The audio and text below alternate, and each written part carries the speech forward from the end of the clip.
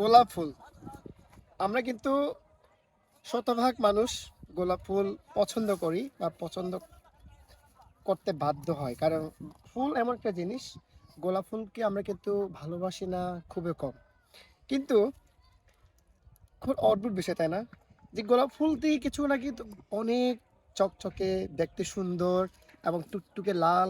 দেখুন, মানে মুহূর্তের মধ্যে যখন তার গাছ থেকে যখনই ফুলটাকে তুলে ফেলা হয়, ঠিক যখন আমরা এই গোলাপ ফুলটিকে ঘিরে আমরা কিন্তু অনেক ভালোবাসা বিনিময় করি এবং বিভিন্ন পার্টি আয়োজন করে থাকি, বিবাহ বলেন এবং জন্মদিন বলেন, প্রত্যেকটা জায়গায় কিন্তু ফুল অনেক ব্যবহৃত হয়ে থাকে।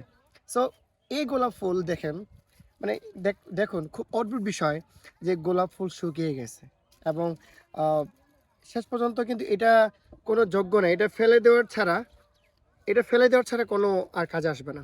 তো আমাদের জীবনে ঠিক সেইভাবে, যে আমাদের জীবনে এসে গোলাপ ফুলের মতো, এবং যতক্ষণ না আমরা এই পৃথিবীতে বেঁচে আছি, যতক্ষণ আপনি আপনি যে নিঃশ্বাস নিতে পারছেন, আপনি যে বেঁচে আছেন, তো এই মুহূর্তগুলা আমরা একের অপরকে ভালোবাসা উচিত এবং আমরা একের অপরকে সম্মান করা উচিত, একের অপর শ্রদ্ধা করা উচিত। যদি এই ফুলের মতো যখন আপনি শুকিয়ে যাবেন, মৃত্যুবরণ করবেন, তখন কিন্তু এই সময় আর আপনি পাবেন না। তা আপনি বেঁচে আছেন, সৃষ্টিকর্তার প্রতি, আপনি ঈশ্বরের প্রতি আপনার কৃতজ্ঞতা রাখুন, যেন আমরা একের অপরকে আরও ভালোবাসতে পারি।